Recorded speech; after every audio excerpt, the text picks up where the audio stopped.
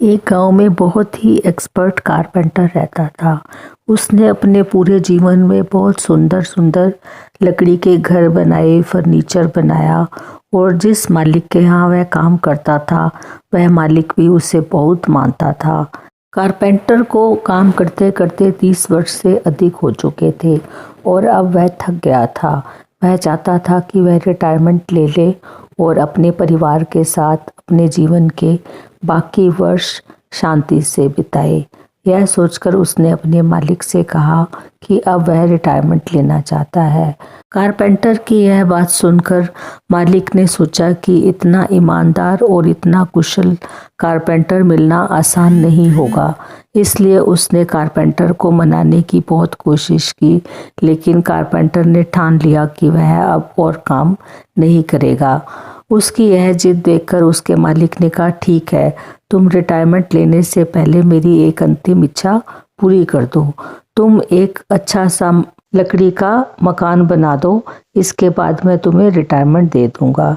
Carpenter को अपने मालिक की यह बात बिल्कुल भी अच्छी नहीं लगी, लेकिन मालिक के साथ इतने सालों का रिश्ता था, इसलिए वह अपने मालिक को ना नहीं बोल पाया और उसने मकान बनाना शुरू कर दिया। पर मकान बनाते समय उसमें पहले जैसा उत्साह नहीं था, क्योंकि वह आराम करना चाहता था। उसने सोचा अब तो मैं रिटायर होने वाला हूँ। यह सोचकर उसने घटिया से घटिया लकड़ी ली और मकान बनाना शुरू किया, जहाँ वह हर कील सोच समझ कर लगाता था और फिनिशिंग पे ध्यान देता था।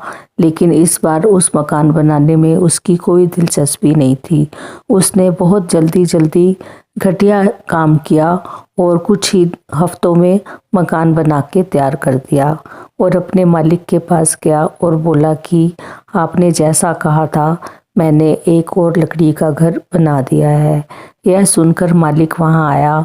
उसने चारों तरफ नज़र उठाई और मकान को देखा और मुस्कुराया। मुस्कुराते हुए उसने अपनी जेब से एक चाबी निकाली और कारपेंटर के हाथ में रख दी। कारपेंटर यह देखकर बहुत हैरान हुआ और उसने पूछा, यह किस लिए? तब उस मालिक ने कहा कि तुमने बहुत ही ईमानदारी के साथ इतने वर्ष मेरे यहाँ काम किया, यह तुम्हारे लिए मेरी तरफ से एक उपहार है। यह सुनते ही कारपेंटर के पैरों के तले से जमीन निकल गई। उसकी आंखें शर्म से नीचे झुक गई और वह सोचने लगा, काश मुझे पता होता कि यह घर मेरा होने वाला है तो मैं इसे अपनी जिंदगी का सबसे सुंदर और मजबूत घर बनाता। यह उस कारपेंटर की जिंदगी का सबसे बड़ा सबक था जो उसने आज सीखा। हम भी हर दिन अपनी जिंदगी का घर बना रहे हैं। हमारे विचार, हमारी मेहनत, हमारे फैसले इस घर की ईंटें हैं। जिंदगी हमें वही लौटाती है जो हम इसमें डालते हैं। तो यह थी आज की छोटी सी प्यारी सी कहानी।